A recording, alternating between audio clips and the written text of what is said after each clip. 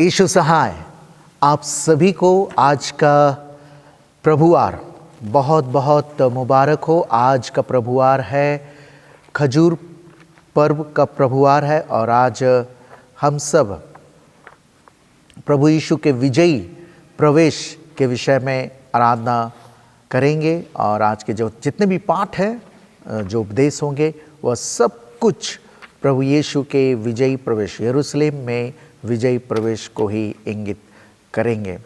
और इस विषय में हम सब गीतों को गाएंगे, पाठ वचन को सुनेंगे और आराधना करेंगे। आइए प्रार्थना करें। हे जीवित ईश्वर, हम सब धन्यवाद देते हैं कि तूने हमें से प्रत्येक को जीवित रखा। प्रत्येक को इस कोरोना महामारी के बीच में भी तूने परमेश्वर सुरक्षित, आशीषित, अनुग्रहित रखा है, इसलिए धन्यवाद। परमेश्वर, आज हम सब तेरे पुत्र यीशु ख्रिस्त के विजयी प्रवेश जो यरूशलेम में वे कर रहे हैं, हम उनको मनाने के लिए इकट्ठे हुए हैं। परमेश्वर, तू ही हम सब की अगुवाई कर। यूट्यूब के द्वारा जो हम सब आराधना कर रहे हैं, परिवार के साथ बैठे हुए हैं, तू हम में से प्रत्येक की अगुवाई कर, ताकि परमेश्वर हम सब गीतों के गाने, वचनों को पढ़ने, सुनने, मनन करने के द्वारा हम सब यीशु के साथ यरूशलेम में एक साथ प्रवेश करने पावें। हमारे प्रभु यीशु ख्रिस्त के द्वारा, आमीन। गीत संख्या 354, हिम नंबर 354।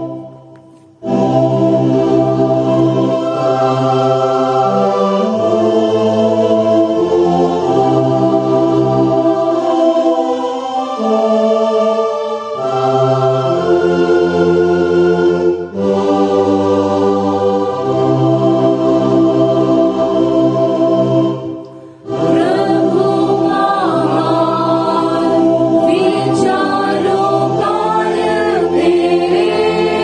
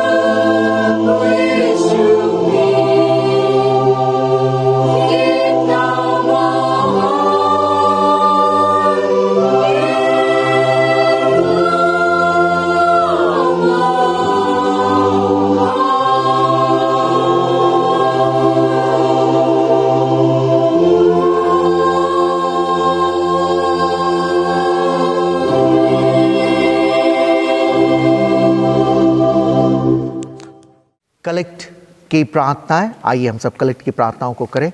हे सर्वशक्तिमान और सनातन परमेश्वर, तूने उस कोमल प्रेम से जो मनुष्य जाति से रखता था अपने पुत्र हमारे त्राता यीशु ख्रिस्त को भेजा है कि वह हमारे शरीर को धारण कर क्रूस पर मरे। दया से यह वर दे कि हम उसकी बड़ी नम्रता का अनुसरण करें और उसके पुनरुत्थान में भागी हों। उसी ख्रिस्त हमारे प्रभु यीशु के द्वारा जो तेरे और पवित्र आत्मा के साथ एक परमेश्वर अब और सदा जीता और राज्य करता है। आमीन। हम सब प्रार्थना करें पूरे विश्व में तेरी उपस्थिति के लिए, जो भी कि हम सब कोरोना महामारी के इस काल में जीवन व्यतीत कर रहे हैं।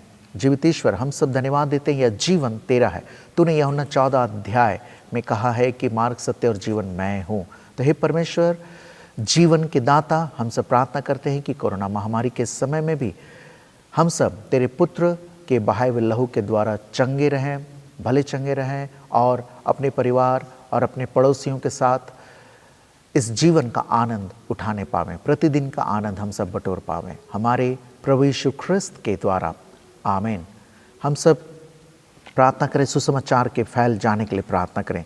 हे जीवित ईश्वर, तूने हमें से प्रत्येक को चुन लिया है और चुने जाने के द्वारा तूने यह जिम्मेदारी ठहराई है कि हम सब तेरे सुसमाचार के प्रचारक बने। यह वर दे कि हम सब अपने व्यवहार के द्वारा, बोली वचन के द्वारा तेरे जीवित वचन के प्रचारक बने, ताकि परमेश्वर पूरे जगत में तेरे पुत्र यीशु ख्रिस्त के सुसमाचार का प्रचार हो जाए, हमारे प्रभु यीशु ख्रिस्त के द्वारा। आमीन। पाप अंगीकार। प्रियो, हमारे प्रभु यीशु ख्रिस्त ने कहा है, प्रभु हमारा परमेश्वर ही एकमात्र प्रभु है। तो प्रभु अपने परमेश्वर को अपने संपूर्ण मन, संपूर्ण प्राण, संपूर्ण बुद्धि और संपूर्ण शक्ति से प्रेम कर। यह पहली आज्ञा है। दूसरी यह है, अपने पड़ोसी को अपने समान प्रेम कर। इनसे बड़ी और कोई आज्ञा नहीं है। परमेश्वर ने संसार से ऐसा प्रेम रखा कि उसने अपने इकलौता पुत्र यीशु ख्रिस्त दे दिया कि वह हमें पापों से बचाए, स्वर्ग में हमारे लिए निवेदन करता हूँ और हमें शाश्वत जीवन में पहुँचाए। इसलिए हम पश्चाताप और विश्वास के साथ अपने पापों का अंगीकार करें। हम परमेश्वर की कृपा से उसकी आज्ञाओं का पालन करने का और सब लोगों के साथ मेल मिलाप और प्रेम से रहने का दृढ़ संकल्प करें एक साथ। हे सर्वशक्तिमान परमेश्वर, हमारे स्वर्गीय पिता, हमने मन, वचन और कर्म से तेरे विरुद्ध और एक दूसरे के विरुद्ध पाप किया है। हमने अपनी अज्ञानता और दुर्बलता के कारण और जानबूझकर भी बुराई की है और भलाई करने में असफल रहे हैं। इन सब पापों के लिए हम सचमुच खेदित हैं और अंतःकरण से पश्चाताप करते हैं। तेरे पुत्र यीशु ख्रिस्त ने हमारे लिए अपने प्राण दिए, उसी के कारण हमने जो पाप किया उनको क्षमा कर और यह वर दे कि भविष्य में हम नया जीवन पाकर सदा तेरी सेवा करें, ताकि तेरे पवित्र नाम की महिमा हो। आमीन। सर्वशक्तिमान परमेश्वर उन सबको क्षमा करता है जो एक दूसरे को क्षमा करते और सच्चा पश्चाताप करते हैं। वही आप सब पर दया करे, आपके सब पापों को क्षमा करे और उनसे आपको छुटकारा दे, सब भले कामों में आपको स्थिर और सबल करे और शाश्वत जीवन में बनाए रखे, हमारे प्रभु यीशु ख्रिस्त के द्वारा। आमीन। परमेश्वर का धन्यवाद हो। आज खजूर पर्व के लिए चुना गया पहला पाठ वचन है यशायाह उसके 53वें अध्याय और पहले पद से लेकर 12वें पद तक। यशायाह 53 और उसके पहले पद से लेकर 12वें पद तक। जो समाचार हमें दिया गया उसका किसने विश्वास किया और यहोवा का भुजबल किस पर प्रकट हुआ, क्योंकि वह उसके सामने अंकुर के समान और ऐसी जड़ के समान उगा जो निर्जल भूमि में फूट निकले।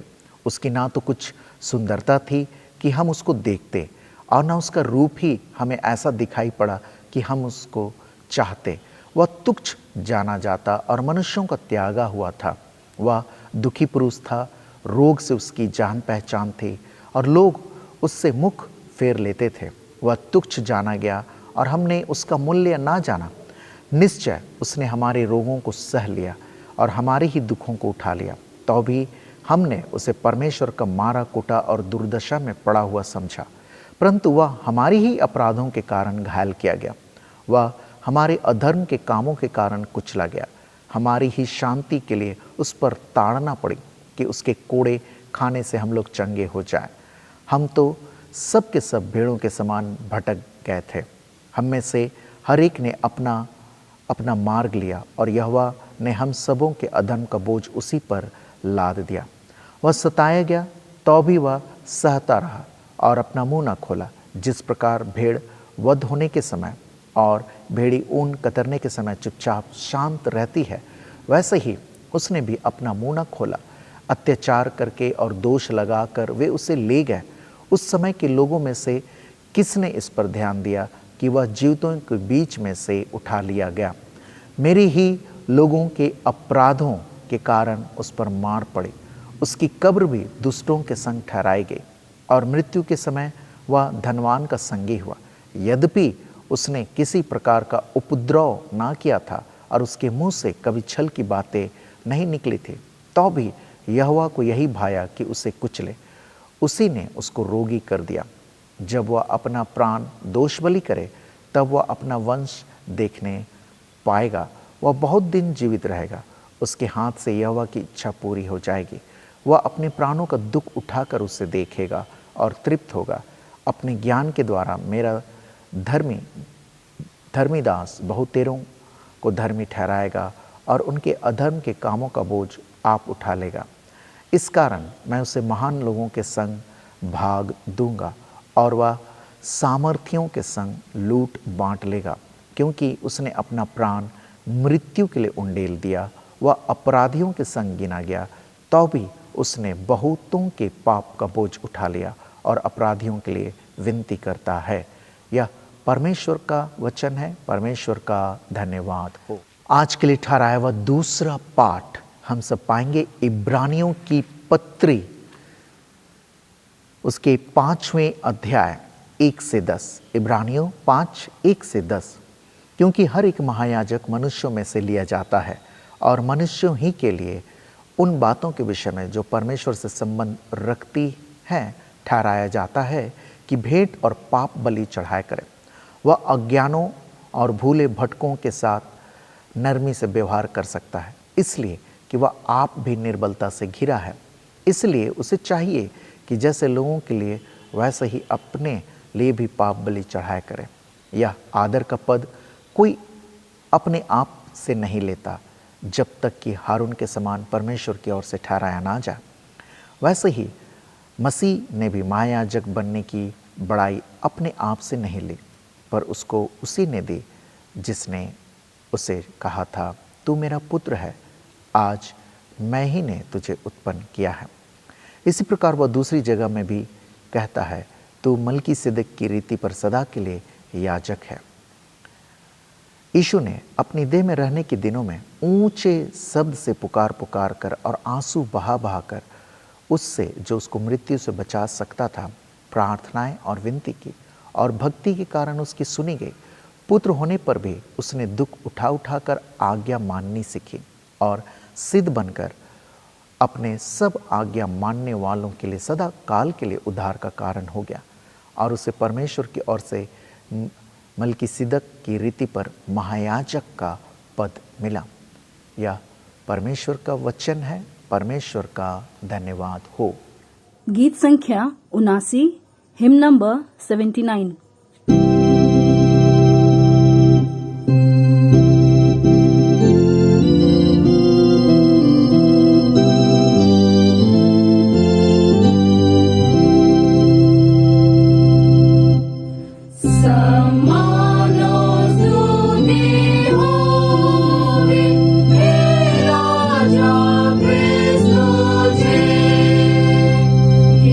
जिसके सामने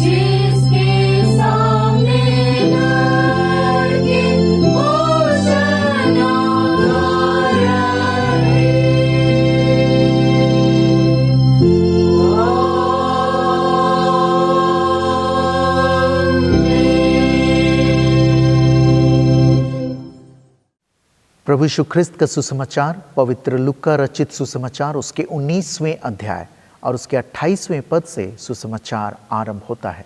हे प्रभु यीशु ख्रिस्त तेरी महिमा होवे। लूका 19:28 पद से आगे। ये बातें कहकर वह यरूशलेम की ओर उनके आगे आगे चला।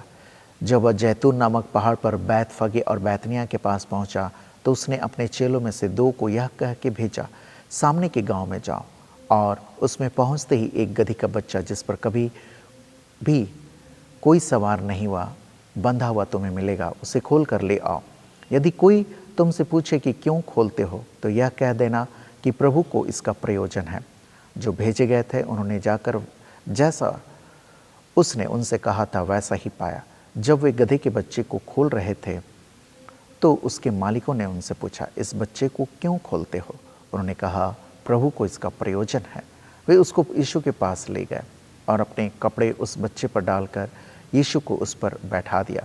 जब वह जा रहा था तो वे अपने कपड़े मार्ग में बिछाते जाते थे। निकट आते हुए जब वह जैतून पहाड़ की ढलान पर पहुंचा तो चेलों की सारी मंडली उन सब सामर्थ के कामों के कारण जो उन्होंने देखे थे आनंदित होकर बड़े शब्द से परमेश्वर की स्तुति करने लगे। धन्य है वह राजा जो प्रभु के नाम से आता है। स्वर्ग में शांति और आकाश मंडल में महिमा हो।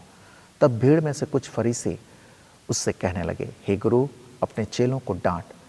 उसने उत्तर दिया, मैं तुमसे कहता हूँ यदि ये चुप रहे तो पत्थर चिल्ला उठेंगे। जब वह निकट आया तो नगर को देखकर उस पर रोया और कहा, क्या ही भला होता कि तू ही इसी दिन में कुशल की बातें जानता, परंतु अब वे तेरी आंखों से छिप गई हैं, क्योंकि वे दिन तुझ पर आएंगे कि तेरे बैरी मोर्चा बांधकर तुझे घेर लेंगे और चारों ओर से तुझे दबाएंगे और तुझ पर और तेरे बालकों को जो तुझ में है मिट्टी में मिलाएंगे और तुझ में पत्थर पर पत्थर भी ना छोड़ेंगे, क्योंकि तूने उस अवसर को जब तुझ पर कृपा दृष्टि की गई ना पहचाना। यह प्रभु यीशु ख्रिस्त का सुसमाचार है। हे प्रभु यीशु ख्रिस्त तेरी स्तुति होवे। आज इस खजूर इतवार के दिन में हम आप सबको, आपके परिवार को यीशु सहाय और विशेष करके आज इस पवित्र दिन में हम ईश्वर को धन्यवाद देते कि हम फिर से मिल सकते हैं, चाहे ऑनलाइन हो या चर्च में कुछ लोग जाते हैं। तो आइए आज का वचन से पहले हम प्रार्थना करें। हे हमारे स्वर्गीय पिता, इस वक्त हम तेरे सामने हाजिर हैं।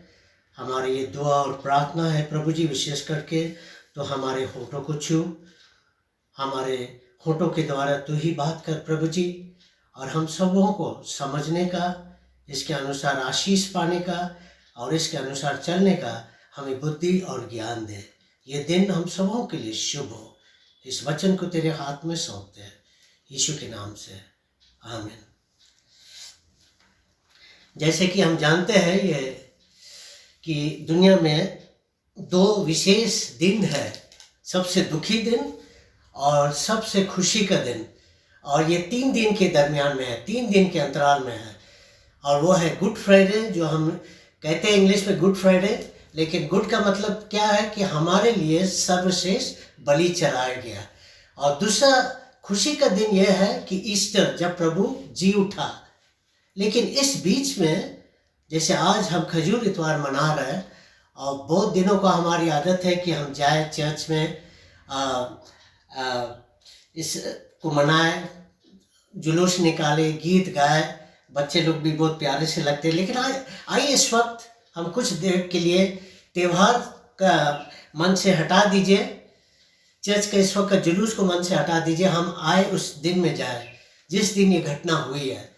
और देखते यहाँ क्या लिखा, मार्कुस 11 में लिखा, जब यरूशलेम के निकट जैतून पहाड़ पर बैतफगे और बैतनिय्याह के पास आया तो वो अपने चेलों से 2 को ये कहकर भेजा, सामने के गांव में जाओ और उसमें पहुंचते ही एक गदही का बच्चा जिस पर कभी कोई नहीं चढ़ा बांधा हुआ तुम्हें मिलेगा, उसे खोल लाओ। यदि तुम में से कोई पूछे कि ये क्यों करते हो तो उसे कह देने कि प्रभु को इसकी प्रयोजन है। और वो शीघ्र ही उसे वहां से भेज देगा।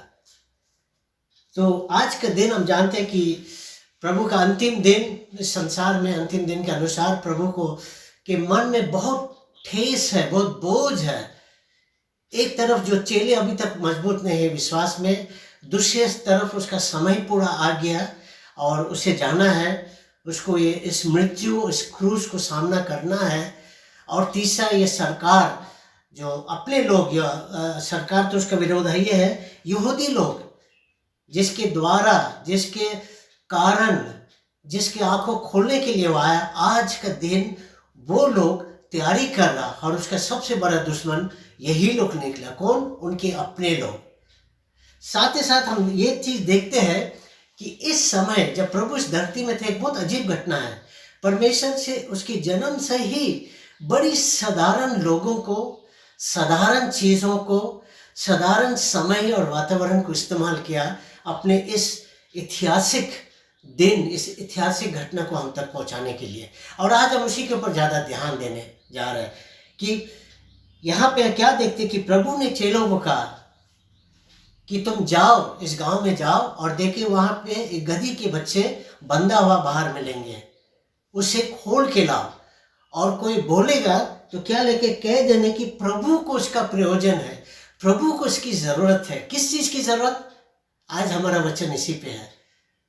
एक साधारण गधी के बच्चे, एक साधारण, इंग्लिश में कोल्ट बोलते हैं, जिस पर क्या लिखा कि किसी ने अभी तक नहीं चरा।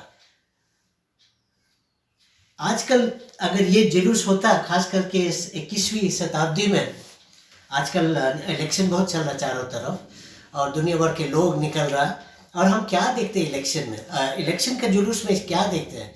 आजकल सारे नेता राजा लोग जैसा घुस रहा मोहल्ले में, गांव में, शहर में, और क्या देखते हैं उसके इतनी हंगामा। सारे उनकी इर्द गिर्द के चेले, जो चमचे लोग जैसे हम कहते हैं, सारे एकदम आगे होने की कोशिश करते हैं और सामने होने की कोशिश करते हैं। कैमरा का युग है, मूवीज का युग है, सब उसके सामने आने की कोशिश करते हैं।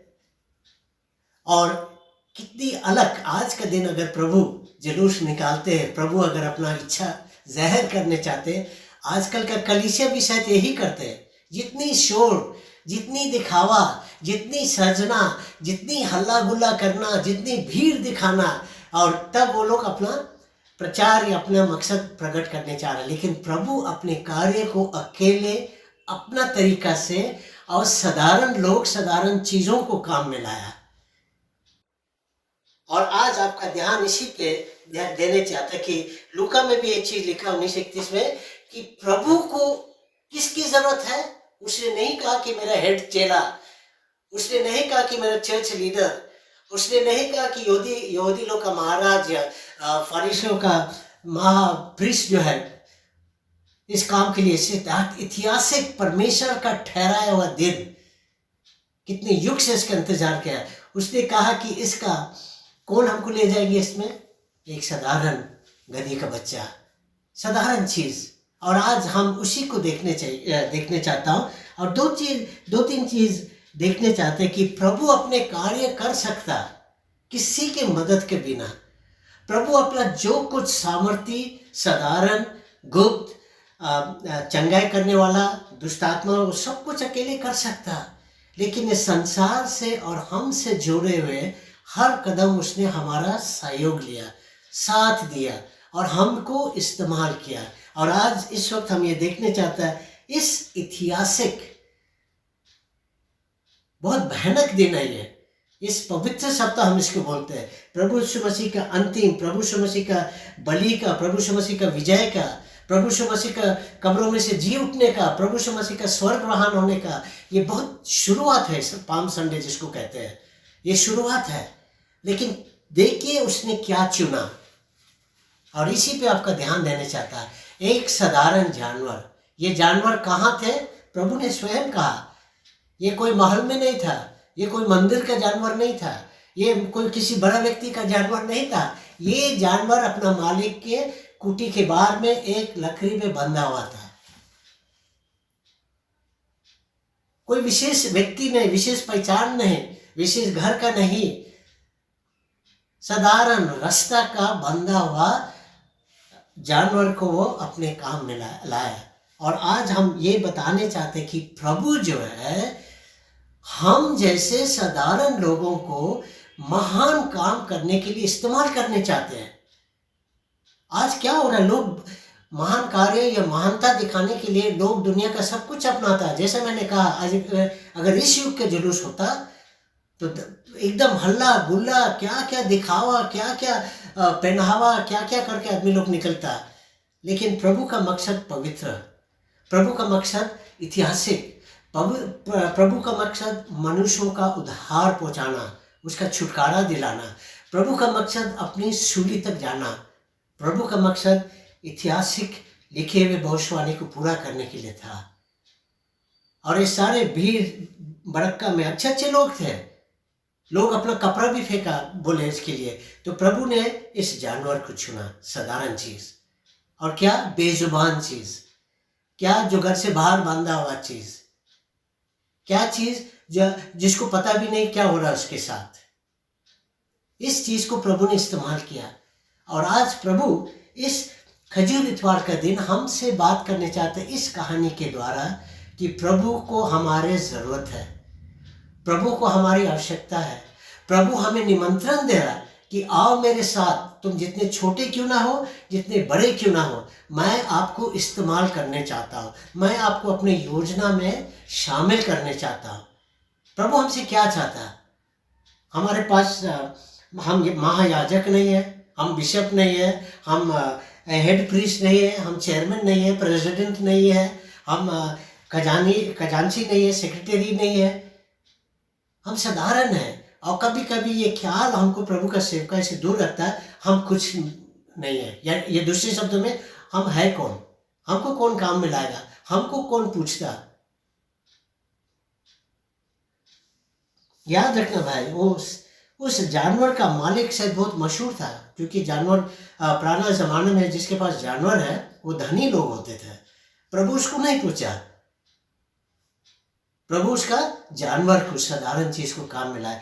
और ऐसे ही प्रभु आज हमारे साथ अपने योजना, हमको अपने कमजोरियों के साथ, अगर शुरुआत से आप देखेंगे प्रभु का ऐतिहासिक घटनाक्रम को अगर देखेंगे, उसका जन्म एक साधारण कुंवारी से हुए। एक कुंवारी को प्रभु इस्तेमाल किया, साधारण गांव की लड़की, एक कारपेंटर, साधारण घर का काम करने वाला, लकड़ी का काम करने वाला व्यक्ति, किन लोगों के द्वारा संदेश पहुंचाया? साधारण गडेरिया जो है मैदान में भेड़ चराने वाले लोग को इस्तेमाल किया।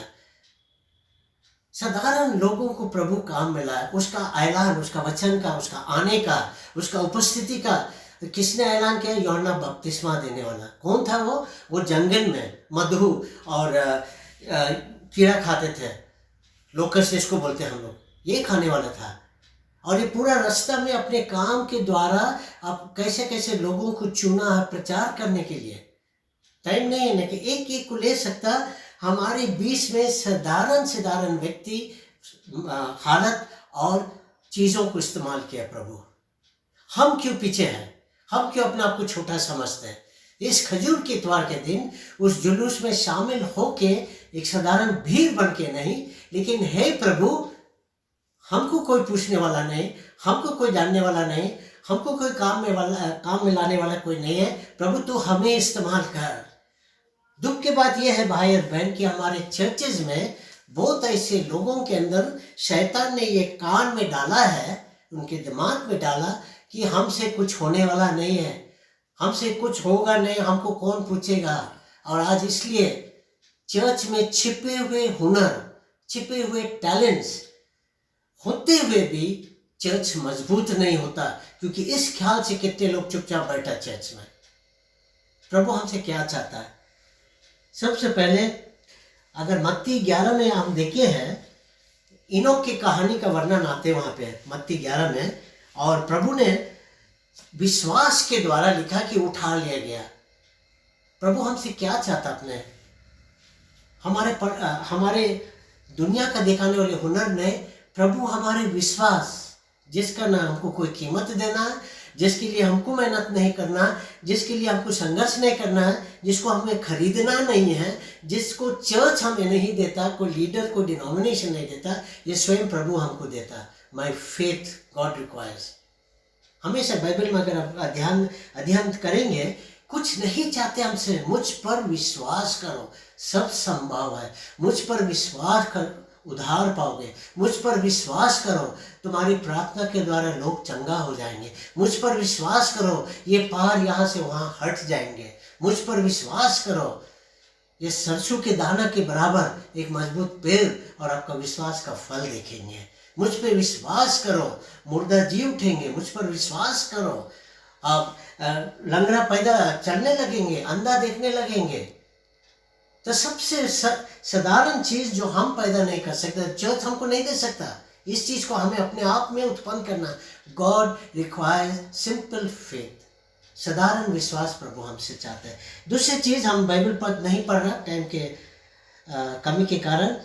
दूसरी चीज हम देखते हैं कि प्रभु को हमारा प्यार की जरूरत है। यूहन्ना को अगर आप पढ़ेंगे, पूरा पढ़ेंगे कि हे प्रभु, जैसा तुम्हारा और हमारा बंधन प्यार, हम सिर्फ यही चाहते हैं कि वे लोग, कौन लोग, जो विश्वास करने वाले हैं, वे लोग आपसी में बन के रहे, आपसी प्यार करें। और पहला कुरिन्थियों 13 में हम पूरा प्यार का वर्णन देखता है, आप जाके पढ़िए उसको। और प्रभु क्या चाहते हैं, हमारे अंदर जो प्रभु ने डाल रखा, ये हुनर, ये नेचर, जहाँ हमारे अंदर कुदरती गुण जो प्रभु डाला है, प्यार, उस प्रभु हमसे कहते हैं इसको काम में लाओ और आप हमारे योजना में, हमारे कार्य में हिस्सा लेना। क्या चीज को हिस्सा लेना? प्यार को। पहला विश्वास, अब प्यार को। हम लोग इस मजबूत ताकतवर चीज को बर्बाद कर रखा अपने जिंदगी में, अपने चर्चेज में, अपने परिवार में, अपने समाज में, सब कुछ हो रहा, लेकिन प्यार का झलक नहीं दिखता। खा रहा, पी रहा, रह रहा, नौकरी, सब कुछ है, लेकिन प्यार के लिए एक दूसरे से तरस रहा, रो रहा, प्यासा है प्यार के लिए लोग। और इस जानवर को अपने मालिक के प्रति प्यार है, इसलिए जैसे उसको काम में लाया, प्रभु हमसे सिर्फ हमारे प्यार चाहते हैं। क्या खुश नसीब वो गधी का बच्चा है, क्योंकि उसने गए साथ, उस साथ जाके वो प्रभु का सेवा किया। क्या खुश नसीब आज हम हैं कि अगर हम अपने विश्वास और प्यार को आज जगाए। जो भी तकलीफ हो रहा है आजकल, जो भी समस्या हो रहा है, जो भी कमियां हो रहा है, जो भी रुकावटें आ रहा है हमारा अंदर, ये सब एक ही चीज के कारण, प्रभु का प्यार को हम नहीं उगा रहा, नहीं निकाल रहा, नहीं जीवित कर रहा, नहीं जगा रहा अपने जिंदगी के अंदर। इसलिए प्यार की कमी के कारण हम प्रभु की सेवा से वंचित हो जाते हैं। कमियां कर नहीं पा रहा, हो नहीं रहा, आगे नहीं बढ़ रहा। चर्च में अगर सारे लोग, लीडर्स, सारे कमेटी मेंबर्स, सारे चर्च मेंबर्स अगर उस चीज को एक पारिवारिक बंधन समझता, एक दूसरे के सामने प्यार की बाहें को खोल लेना, माफी करना, क्षमा करना, एक दूसरे का भूल चूक को भूल जाए और प्यार के बंधन में आ जाए। क्योंकि बाइबल में पढ़िए, ये बहुत मजबूत, बहुत ताकतवर और ईश्वर का दिया हुआ वरदान है। और प्यारे भाई बहन, आज का दिन इसकी जरूरत है। दूसरी चीज, सेवा। प्रभु ने हम सबों को बहुत आशीष दिया। कितनी त्योहार मनाया आज तक, कितने कुछ प्रभु हमको दिया। पढ़ाई के लिए प्रार्थना किया, मिल गया। प्रभु के लिए हम नौकरी के लिए प्रार्थना के लिए, मिल गया। हम प्रभु के लिए घर के लिए प्रार्थना किया, बीवी बच्चे, बीवी या पति के लिए प्रार्थना के लिए, बच्चों के लिए प्रार्थना किया, सब कुछ मिल गया। लेकिन सेवा भावना हमारे अंदर से नहीं हो रहा। हम एक दूसरे की सेवा करने भूल गया। चर्च में भाई बहन, हम CNI के चर्च के बहुत विशाल छोटा नागपुर डायसिस है, हम कितनी सेवा कर रहे हैं। शिकायत बहुत है, शिकायत बहुत करते हैं, लेकिन हमारे योगदान प्रभु के लिए क्या है? हमने क्या किया जो चर्च का कम से कम कुछ तो मजबूती हुए, कुछ तो प्रोग्रेस हो गया, कुछ तो आगे बढ़े। लेकिन हम में से कितने ऐसे हैं, चर्च के जो सेवकाई है, चर्च का जो कार्य है, उसको हम कमजोर करते जा रहे हैं, क्योंकि हमारे कुछ योगदान है नहीं उसमें। परिवार में जो कुछ आपने मांगा दिया, लेकिन उसके प्रति आपके योगदान क्या था, आपकी सेवा भावना क्या है। कितने लोगों के बीवी बच्चे में तनाव है क्योंकि एक दूसरे को देखने नहीं चाहता, सेवा तो दूर की बात है, बात नहीं करने चाहता, सेवा दूर की बात है। कितना बुरा बुरी हमारे माँ बाप है जो हमको यहाँ तक पहुँचाया, लेकिन हम उनसे बातें नहीं करते, उनकी सेवा नहीं करते। और प्रभु के नाम से सेवा करने वाले, फर्ज के नाम से नहीं, खून का रिश्ता के नाम से नहीं, अगर आप क्रिश्चियन हैं, सेवा भावना प्रभु के नाम से। ये छोटा से जानवर, अननोन, अज्ञान जानवर, इसका सेवा क्या है, प्रभु ने क्या सेवा में लाया, प्रभु को बैठा के जुलूस के आगे ले गया। आज ये सेवा का मौका प्रभु आपको और हमको देना चाहता है कि हम उसको लेके जाए लोगों के पास, हम उसको लेके जाए जरूरत है जहाँ है, हम उसको लेके जाए जहाँ प्रार्थना की जरूरत है, हम उसको लेके जाए जहाँ उसको बताने का और उसका प्रचार करने की जरूरत है, हम उसको लेके जाए जहाँ तनाव है, जहाँ परेशानी है, जहाँ एकता और प्यार नहीं है, हम उसको लेके जाए। प्रभु को आपका प्रयोजन है, प्रभु को आपकी जरूरत है। और एक बात है कि दिल, ये बहुत जरूरी है। गलातियों में अगर देखें, पौलुस ने अपना दिल की बात बताया कि हमने दिल से सेवा किया। अब प्रभु कहता है जो तन मन से, जो अपने पूरा दिल से हमें सौंप लेता है या हमें दे देता है, तो प्रभु जो है अपना कार्य कर सकते हैं। यानी हमको प्रभु को मौका देना है मेरे दिल में राज करने का। भाई बहन, ईसाई बनने का नहीं है। हजारों नाम है चर्च मेंबरशिप में, उनमें से कितने स्वर्ग में जाएगा? हजारों हम लोग बैप्टिज्म लिया प्रभु के नाम में, हम में से कितने का दिल प्रभु के पास है और कह सकते हैं कि हम स्वर्ग जाएगा? हजारों नाम यीशु के नाम से आप कब्र में यीशु का नाम से दफनाया भी गया, उनमें से कितने लोग हैं जिसका दिल प्रभु का है और वो स्वर्ग में पहुंचा हुआ है और न्याय का दिन के लिए तैयार है। दिल प्रभु के कंट्रोल, ये दिल और हमारा जो मस्तक है, हमारा दिमाग जो है, ये दोनों इसका हमारा जीवन का जो है सिंहासन है। और प्रभु कहता है कि तुम्हारा दिल मेरा मंदिर है, प्रभु उसमें बसने चाहते हैं। लेकिन आज का दिन हम अपने आप को जांचें, अपने हृदय को जांचें, अंदर देखें, स्वयं अपने आप को जांचें, अपने मन को। प्रभु का कितनी जगह, कितनी इज्जत, कितनी आराधना, कितने भक्ति उसके प्रति है हमारे अंदर आज का दिन कितने हैं? सब कुछ, मेरा दिल सबके लिए जा रहा, व्यस्त हो रहा, बर्बाद हो रहा, खत्म हो रहा। लेकिन अगर उसके लिए क्षण भर का जगह नहीं है, उसका राज इसमें नहीं है, तो स्वर्ग जाने की उम्मीद भी मत रखना, चाहे आप यहाँ का सब रस्म रिवाज इस्तेमाल करेंगे। दूसरी बात, हमारे घर बताते हैं लूका 9:10 में, जब प्रभु जा रहा था प्रचार में, मरियम और मार्था जो है, तो मरियम ने उसे अपने घर में ठहराया। अब फिर आपको ये जकरियस ने प्रभु को अपना घर में निमंत्रण दिया, पतरस प्रभु को अपना घर में बुलाया, कितने फरीसी लोग प्रभु को अपना घर में बैठा के भोजन खिलाया। घर में प्रभु को जगह देना जरूरत है प्यारे भाई। कभी कभी हमारे घर में, खास करके शादी ब्याह के टाइम में, मेरे घर में कुछ दिन पहले कुछ लोग आया, पादी साहब आपके पास वैक्यूम क्लीनर है? हम बोले क्यों, क्या बात है? बोलते नहीं, लड़का वाला आ रहा बेटी को देखने के लिए और साफ सुथरा करने के लिए। क्या प्रभु का इस तरह का हम लोग स्वागत करेंगे अपने घर में? वो तो डेली घूम रहा हमारे चारों तरफ, उसको निमंत्रण देने की जरूरत नहीं है। बाइबल में क्या लिखे हुए है कि देख, मैं दरवाजा के ऊपर खड़ा होके खटखटाता हूँ डेली, लेकिन तुम मुझे कोई जगह नहीं दे रहा, तुम मुझे अंदर आने के लिए निमंत्रण नहीं दे रहा। जब पतरस के घर में, फरीसी के घर में गया खाने पीने के लिए, और उस स्त्री ने आके अपने बाल से महंगा इत्र दे के उसका पाँव को धोया, कितने बरबराने लगे लोग उसका खर्च का, और स्त्री भी सही नहीं है। लेकिन प्रभु ने क्या कहा कि मैं आपका घर आया, लेकिन तूने मेरा स्वागत नहीं किया, और इसने मेरा अनंत काल का, मेरे आने वाले मृत्यु के लिए मुझे तैयार कर रहा है। प्रभु का क्या स्थान है आपके घर में? प्रभु कितनी आजादी से आपके घर में घूम सकते हैं। प्रभु कितना आज़ादी से आपके घर में खुले हवा में रह के आप सबों को आशीष कैसा दे सकता है, दे रहा कि नहीं दे रहा। तो हमारे घर प्रभु के लिए खुला होना चाहिए हमेशा कि प्रभु ये तेरा घर है, तू इस काम में लाए। कितने लोग अंग्रेजी में, मुझे पता नहीं हिंदी में है कि नहीं, लेकिन Christ is the head of this house.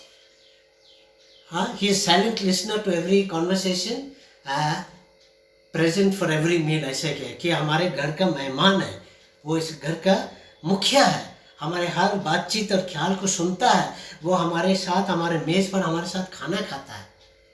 लिखा हुआ, लेकिन वो सिर्फ वो पट्टी में है, वो बोर्ड में है, वो फ्रेम में है, हकीकत में नहीं है। क्योंकि हम एक मसीह परिवार होने के नाते प्रभु हमको इसलिए काम में नहीं लाते क्योंकि हम ऐसे चीज़, ऐसे आदत, ऐसे व्यक्तियों को, ऐसे खाना पीना, ऐसे पाप सब करते अपने घरों में जो प्रभु को शोभा नहीं देता, आने भी चाहे भी नहीं आ सकते। तो प्रभु आपका घर को इस्तेमाल करने चाहते हैं जी। अब फिर हम ख़त्म कर रहे हैं जल्दी। फिर हमारे दिमाग, मन, प्रभु ये साधारण है हो सकता है, लेकिन ये मन बड़ी चीज़ों को कंट्रोल करते, बड़ी चीज़ों को बर्बाद करते, बहुत जल्दी गलत चीज़ों को सुनता, गलत हफाई को सुनता, गलत बात में जाता, बहुत जल्दी बर्बाद करता है। अब प्रभु कहते हैं ये मन मुझे दे दे, मैं इसको अपने योजना के लिए अपने साथ स्वर्ग का राज्य को फैलाने चाहता है। आप और हम अपना दिमाग को कितने प्रभु के लिए इस्तेमाल किया, कितने प्रभु के लिए महिमा, प्रभु की महिमा के लिए इस्तेमाल किया। मैं एक उदाहरण ये दो शब्द जल्दी से दो उदाहरण देने चाहता हूँ, शायद हम इसके बारे में बताए होंगे पहले संदेश में। एक बच्चे अपने पिताजी को देखा कि बहुत अच्छा है और वो जा रहा दुकान खोलने के लिए। सुबह सुबह जैसे आप जानते हैं ना, लोग अगरबत्ती जलाता, हाथ जोड़ता, फूल चढ़ाता, और बच्चा चलिए पापा हमको भी जाना। बच्चा पापा के साथ गया और बाबा के साथ जाने के बाद वो बेचारा खड़ा होने पड़ा क्योंकि खोलने वाला नौकर नहीं पहुंचा। 5-10 मिनट लेट है। वो आते ही बाप उसका पिताजी उस नौकर के ऊपर इतना बिगड़ गए, इतना झापड़ मारा, इतना गुस्सा हुआ, आज तनख्वाह तेरा कटेगा। और बच्चा 10-12 साल का बेटा उसको देखते जा रहा और उससे पूछा पापा क्यों कर रहे हैं? देखो मेरा नुकसान, शुभ समय निकल गया, ये सब हो दुनिया भर। लेकिन पापा अभी अभी आप पूजा पाठ किया, उसी हाथ जोड़ा है, उसी हाथ से अगरबत्ती जलाया, उसी हाथ से फूल चढ़ाया, प्रार्थना किया, और इधर हाथ के उसी पंजे को आप आदमी को मार रहा। आपका पूजा, आपका प्रार्थना का क्या लाभ हुआ? जो हाथ ईश्वर के सामने जोड़ते हैं, अगर वो दिन भर शैतानी कामों में जाता, वो प्रभु के लिए काम में नहीं लाया जा सकता। दूसरी बात, एक चर्च लीडर के घर में उसका बेटी थी 12 साल के। असल कहानी है, वो बेटी पिताजी को बहुत ऑब्जर्व किया। कोई फ़ोन करेगा, yes I will pray for you dear brother, आपका नाम से हम ज़रूर प्रार्थना करेंगे। कोई व्हाट्सएप में मैसेज आएगा, ज़रूर प्रार्थना करेंगे। और देखता दिन भर प्रभु, उसका बाबा जी कितनों को ऐसा कहता है। और बेटी ने एक दिन उससे पूछा, पापा आप बहुत अच्छा सबको बोलते हैं कि प्रार्थना करें, आप प्रार्थना किस लिए कब किया पापा? हम कभी नहीं सुना। जिसको आप बोले हैं हम कभी नहीं घर में सुना आप उसके लिए प्रार्थना किया, ना चर्च में उसके लिए प्रार्थना करते, जबकि उसका पिताजी चर्च में लीडर, सर्विस लीड करता। तो इसका मतलब क्या है पापा? आप बोलते कुछ, करते कुछ। ये दिमाग की कमजोरी, प्रभु को हमारे दिमाग की ज़रूरत है, उसको सही करने के लिए, उसको सुधारने के लिए, उसको पवित्र करने के लिए और उसके राज्य के लिए इस्तेमाल करने के लिए। और लास्ट है हमारे चीज़ें। यूहन्ना 12 दूसरा सुसमाचार में आपको याद है, वो धनवान आया प्रभु के पास और उसने अपनी उपलब्धियों, अपनी धन दौलत, अपनी बड़ापे के बारे में प्रभु के सामने करके, हम बहुत अच्छा सब कुछ करता, दान देता, सब कुछ देता। चर्च, शायद वो चर्च नहीं, यहूदी मंदिर में सबसे ऊंचा, रिस्पेक्टेबल। लेकिन प्रभु ने कहा तेरे पास कुछ नहीं है, क्योंकि जाओ अपने सब कुछ बेच के आओ मेरे पास। और कहा कि वो उदास होके चला गया। हमारे सब कुछ प्रभु का दिया हुआ है, लेकिन ये सब कुछ हम प्रभु के लिए इस्तेमाल करना चाहिए, प्रभु की महिमा के लिए काम में होना चाहिए। हमारे घर एक गवाही का घर होना चाहिए। हमारे सामान प्रभु के लिए एक गवाही के सामान होना चाहिए। तो प्यारे भाई बहन, God has use of useless things, जिसको हम ना समझ या बेकाम समझ रहा, प्रभु को उसका ज़रूरत है अपने लिए। प्रभु को आपकी प्रयोजन है, प्रभु को आपकी ज़रूरत है। प्रभु अपनी महिमा के लिए और स्वर्ग का प्रचार फैलाने के लिए प्रभु को आपकी ज़रूरत है। तो आज मेरा यही विनती है, इस खजूर इतवार का सारे त्यौहार और सारे खुशी को भूल कर वो छोटे से गधे के बच्चे को देखना, कुछ नहीं लेकिन इतिहास बदल दिया, कुछ नहीं, राजा का राजा प्रभु के कार्य में और उसका ऐतिहासिक घटना में, भविष्यवाणी में उसका हिस्सा था। कुछ नहीं है, प्रभु को अपने पीठ पे बैठा के ले गया। तो आज खजूर इतवार आपके लिए क्या है? खजूर लेके घर जाना पूरा नहीं होता। हमारी यही प्रार्थना है, प्रभु उस गधे के बच्चे जो एक जानवर है, बेजुबान है, गरीब है, रोड के किनारे बंधा हुआ है, जिस तरह तूने से इस्तेमाल किया, आज मुझे भी ऐसे इस्तेमाल कर। आइए हम प्रार्थना करें। हे पिता परमेश्वर, इस खजूर इतवार को मेरे आंखें खोल दे प्रभु, मेरे मन खोल दे कि मैं अपने आप को उस दिन को ले जाए और देखे कि किस तरह तूने अपनी महिमा अपने दुनिया में अपने प्रचार कराने के लिए तूने क्या क्या साधारण चीज़ों को इस्तेमाल किया है। हमें माफ़ कर प्रभु जी। सुस्ती के कारण हम कहीं एक बार बोलते रहते हैं, हमको कौन काम में लाएगा, हम कौन है हमको काम में लाएगा, हमारे पास कुछ हुनर नहीं है, कुछ भी नहीं है। प्रभु जी, ये सब सहूलियत का बहाना है, ये झूठ है। हम अपने आप को और अपनी सुस्तीपन तुझे तेरे सामने प्रकट करते हैं। इस सब से हमें आज छुटकारा दे, इस सब बंधन से हमें तोड़ दे प्रभु जी। और जैसे तेरा चेला ने उस गधे के बच्चे को उस रस्सी से खोल के तेरे पास लाया सेवा से, हे प्रभु, ये सब बंधन से, ये सब जंजीरों से प्रभु जी मुझे आज़ाद कर, तोड़ दे और मुझे ले जाए, ताकि मैं आपका सेवा आज कर सकता हूँ। यीशु के नाम से आमीन। हम सब एक साथ प्रेरितों के विश्वास वचन को कहने के द्वारा अपने विश्वास को दृढ़ाएंगे। मैं सर्वशक्तिमान पिता, स्वर्ग और पृथ्वी के सृष्टिकर्ता परमेश्वर पर विश्वास करता हूँ। मैं उसके इकलौते पुत्र हमारे प्रभु यीशु ख्रिस्त पर विश्वास करता हूँ। वह पवित्र आत्मा के सामर्थ्य से गर्भ में आया और कुंवारी मरियम से जन्मा। उसने पोंतुस पिलातुस के शासन में दुख भोगा, वह क्रूस पर चढ़ाया गया, मरा और गाड़ा गया और मृतकों के लोक में उतरा। तीसरे दिन वह जी उठा, वह स्वर्ग पर चढ़ गया और पिता की दाहिनी और विराजमान है। वह जीवित और मृतकों का न्याय करने को फिर आएगा। मैं पवित्र आत्मा पर, पवित्र सार्वलौकिक कलीसिया पर, संतों की संगति, पापों की क्षमा, देह के पुनरुत्थान और अनंत जीवन पर विश्वास करता हूँ। आमीन।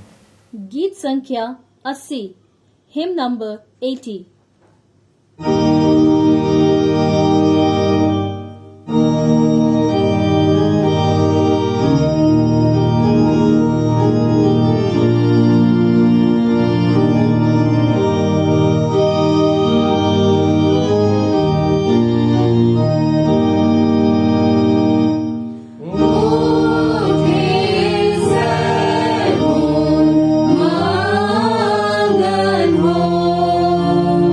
Jai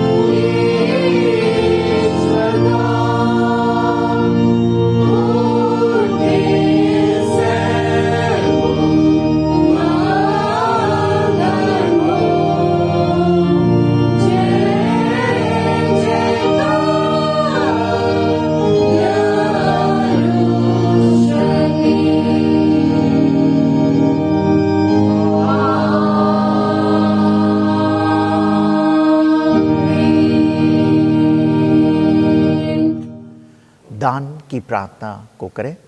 हे जीवित यीशु, हम सब धन्यवाद देते हैं, तूने हम सबको सिखाया व चिताया है कि हम सब तेरी स्तुति और महिमा परिवार होकर, व्यक्तिगत होकर, कलीसिया होकर नित्य किया करें। और विशेषकर परमेश्वर, जब हम सब आराधना करते हैं तो दानों को भी इकट्ठा करते हैं। साधारण दान हुआ, सिरनी दान हुआ और धन्यवादी दान, जितने भी प्रकार के दान परमेश्वर जो हम सब ने आज अर्पण किए हैं इस रविवारी आराधना के द्वारा, इन सब को तू स्वीकार कर ले। और इन दानों के द्वारा हर एक जिन्होंने सहभागिता दी है इस दान को जमा करने में, इकट्ठा करने में, सबके जीवन में परमेश्वर तेरी उपस्थिति बनी रहे और सभी के जीवन से तेरी स्तुति और महिमा होने पावे। परमेश्वर, प्रार्थना है कि यह दान प्रत्येक के जीवन को आशीषित, अनुग्रहित, सुरक्षित, आनंदमय बनाए रखने का यह दान माध्यम बन जाए, हमारे प्रभु यीशु ख्रिस्त के द्वारा, आमीन।